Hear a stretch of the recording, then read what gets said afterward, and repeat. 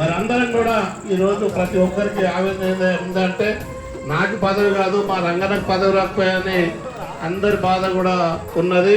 ఇవన్నీ కూడా మనకు ఇంటెలిజెంట్ అని అంటారు. మరి ఇంటెలిజెంట్ కూడా ఇది కాంగ్రెస్ పార్టీ అధిష్టానం తీసుకుపోయే అవసరం ఎంతైనా ఉన్నది.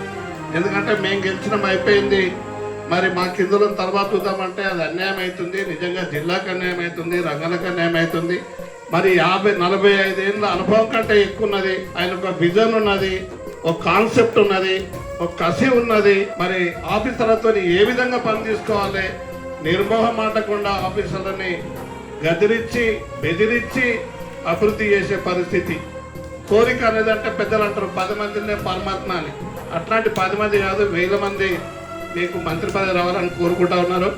కాబట్టి ఈ చక్కటి అవకాశం ఇచ్చిన మరి పెద్దలకు, కార్యకర్తలకు అందరికీ పేరు పేరున ధన్యవాదాలు తెలియజేసుకుంటూ